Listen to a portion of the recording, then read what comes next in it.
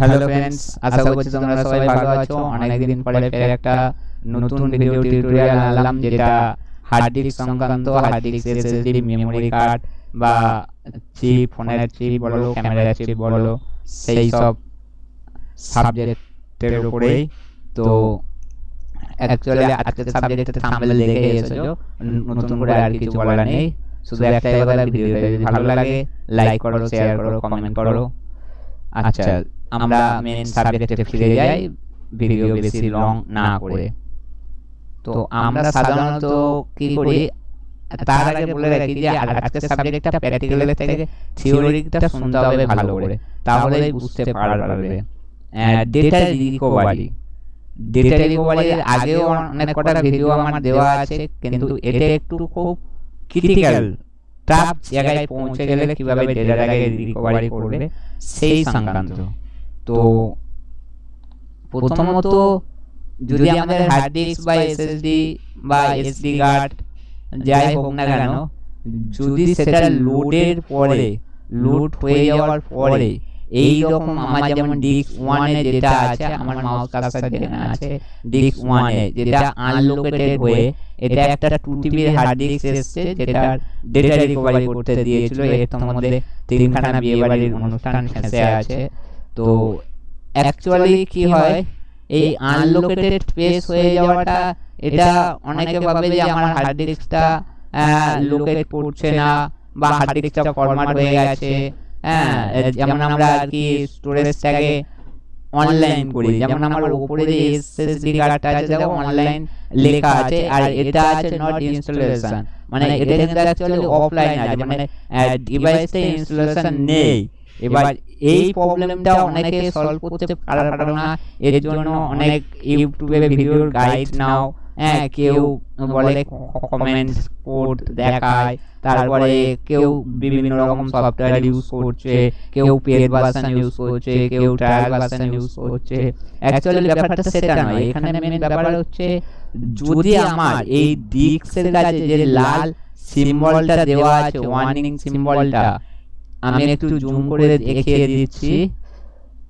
এই সিম্বলটা যদি থাকে কোনোভাবেই, পেড সফটওয়্যার হোক আর ট্রায়াল ভার্সন হোক, আর যতই সিএমডি কমেন্ট টাইপ করো না কেন, এই প্রবলেমটা সলভ করা যায় না। এর একটা কারণ আছে কেন হয় না, সেটা আমি বলবো, কিন্তু তার আগের কারণগুলো বলে দিন, হয়তো ডাইরেক্ট গেলে বুঝতে পারবে না।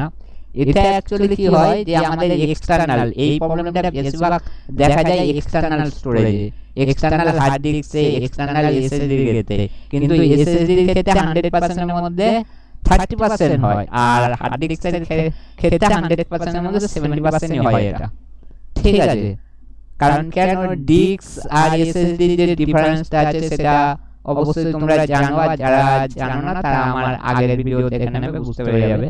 তো এটা কি, আমরা যে এক্সটার্নাল হার্ড ডিস্ক বলো বা এক্সটার্নাল এসএসডি ড্রাইভটা বলো, আমরা যখন সিপিইউতে পড়াই, অ্যাকচুয়ালি এটার পড়ানোর নিয়ম হচ্ছে সিস্টেমকে শাটডাউন করে ইউএসবিটা পড়িয়ে তারপর সিস্টেমটাকে অন করা। আমরা কি করি, সিস্টেমটাকে ডাইরেক্ট পড়িয়ে দিই।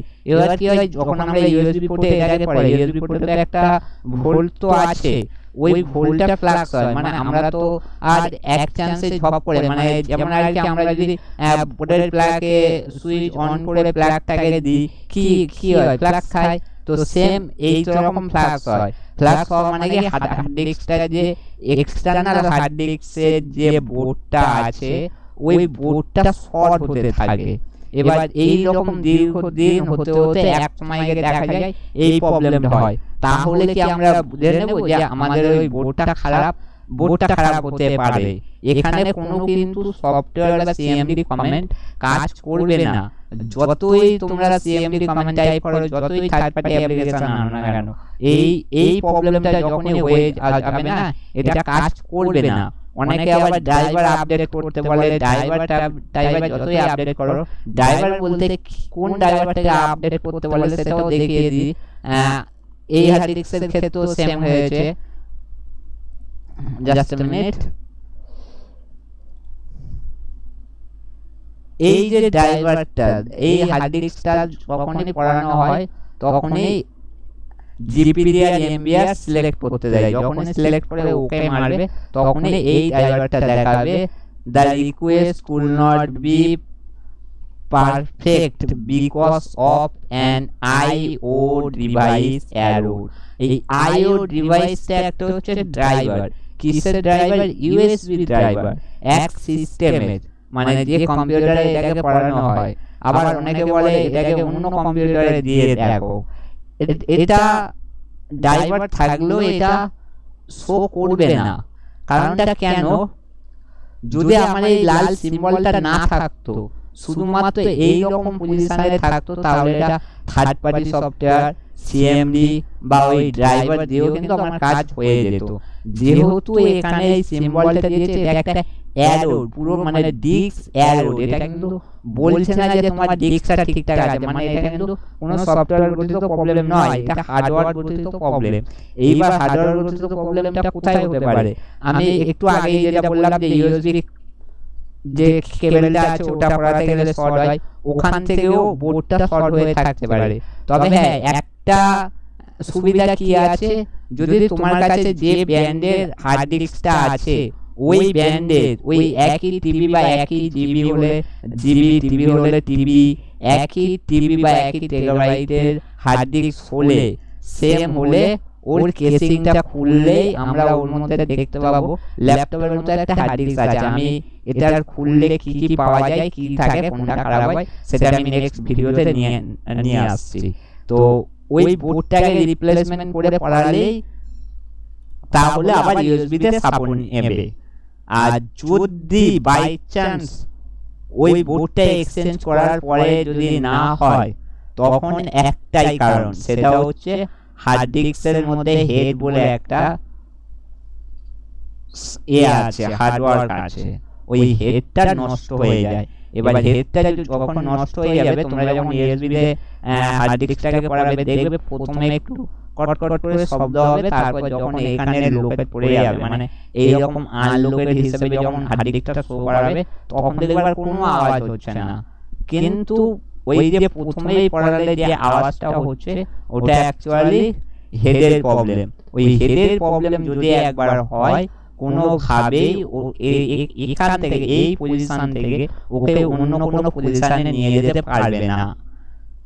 আর তোমরা যতক্ষণ না এই পজিশনটাকে ফ্রিজ করতে পারছো, ততক্ষণ এর থেকে ডেটাও রিকভারি করতে পারবে না। সুতরাং এখানে কোনো ড্রাইভার, কোনো পেক সফটওয়্যার, কোনো ট্রায়াল ফ্রি সফটওয়্যার কাজ করে না। শুধু তখনই কাজ করে যখন আমার রেড কালারের সিম্বলটা না থাকবে, শুধু আনকমন বা আনলোকেটেড হয়ে থাকবে, এইরকম পজিশনে পড়ে থাকলে তখন কাজ করবে। কিন্তু রেড কালারের সিম্বল যদি একবার এসে যায়, কোনো মতেই ওটার পিছনে সময় নষ্ট করা যাবে না, কারণ ওটায় 100% কোনো থার্ড পার্টি অ্যাপ্লিকেশন দিয়ে হবে না, কোনো সিএমডি কমান্ড দিয়ে হবে না। ওটা একমাত্র বোর্ড আর হেড, এই দুটোর উপর ডিপেন্ড করছে। এইবারে হেড তোমরা কিভাবে ঠিক করবে? এর আগের ভিডিওতে আমি বলেছি যে হেড ঠিক করা যায় না, বা হার্ড ডিস্ক আমরা সচরাচর আমরা সাধারণভাবে ওর কভার ওপেন করতে পারি না। এবারে হেডের কথা বাদ দাও, মানে হেড যদি চলে যায় তোমরা ভুলে যাও যে হার্ড ডিস্কটা ঠিক হবে, কিন্তু ডেটাটা বের করা যায়, তার জন্য প্রচুর খরচ হয়ে যায়। ডেটা রিকভারি সেন্টারে দিতে হয়, হ্যাঁ, দিয়ে সেই ডেটাটা রিকভারি করা যায়। এবার যদি বলে যে ওরা হার্ড ডিস্ক খুলে কি ঠিক করে, না, হার্ড ডিস্ক খুলে ঠিক করার প্রয়োজন হয় না। যতক্ষণ আমার সিস্টেমে আনলোকেটেড অবস্থায় আছে, এই রকম পজিশনে আছে, হার্ড ডিস্কটা খোলা দরকার হয় না। এর জন্য একটা এমআরটি কার্ড বলে, ওই কার্ড থ্রুতে ওরা হার্ড ডিস্ক থেকে ফাইলগুলোকে বের করে দেয়। তো এই এমআরটি কার্ড আমাদের এখানে কলকাতাতে কারোর কাছে নেই, তোমার লাখে হয়তো একজনের কাছে থাকলেও থাকতে পারে, তাও সেটা নর্মাল কার্ড।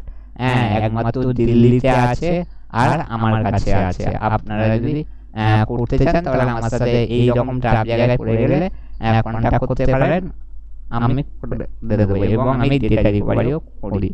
তো যাই হোক, এবারে এই প্রবলেমটা কেন হয়, কি জন্য হয়, এর সলিউশন কি তো বললাম, কিন্তু এই প্রবলেমটা থেকে ডেটাও কিভাবে বের করবে সেটাও তো বললাম। কিন্তু এই প্রবলেমটার পিছনে কেউ সময় নষ্ট করবে না, এটা পুরো ফালতু প্রবলেম। ইউটিউবে যত ভিডিও দেওয়া আছে সেগুলো রেড সিম্বল না থাকলে হয়, রেড সিম্বল থাকলে হয় না। আর রেড সিম্বলটা বিশেষ করে এক্সটার্নাল হার্ড ডিস্কের ক্ষেত্রে থাকলে হবেই না, কিন্তু মেমোরি কার্ড বা এসডি কার্ড হলে, মানে মাইক্রো চিপ জাতীয় কিছু হলে অনেক সময় ফ্রিজ হয়ে যায়, সেটা চান্স খুবই কিন্তু কম থাকে। তো আশা করি বুঝতে পারছো যে এই রকম প্রবলেমটা কেন হয় আর কি জন্য হয়। অ্যাকচুয়ালি এটাই হেড প্রবলেম হয়ে যায়। এবার আমি চেষ্টা করবো একটা ভিডিও নিয়ে আসা যে এর হেডটাকে, যেহেতু ল্যাপটপ হার্ড ডিস্কের আরএমপিটা কম থাকে, সে এক্সটার্নাল হার্ড ডিস্ক বলো আর ল্যাপটপ হার্ড ডিস্ক বলো, সেহেতু আশা করছি আমরা যদি খোলা বাতাসে ওকে রিমুভ করি কাজ করতে পারে, কিন্তু সেটা যতক্ষণ না একটা দিয়ে চেক করবো ততক্ষণ আপনাদের সামনে তুলে ধরবো না। কারণ আমি তুলে ধরা মানে আপনারা করবেন, আপনারা করা মানে আপনাদের প্রচুর ক্ষতি হয়ে যাবে যদি কোনো ইম্পর্টেন্ট ডেটা থাকে। তো যাই হোক, আশা করি বুঝতে পেরেছো আমি কি বলতে চাইলাম আর কি বোঝাতে চাইলাম। যারা বুঝতে পারবে না কমেন্ট করো, আর যারা বুঝে গেছো কোনো এইরকম প্রবলেম হলে কন্ট্যাক্ট করতে পারো। তো তাহলে আজকে এই পর্যন্ত তোই থাকলো, দেখা হচ্ছে নেক্সট ভিডিও। সুস্থ থাকবে, ভালো থাকবে।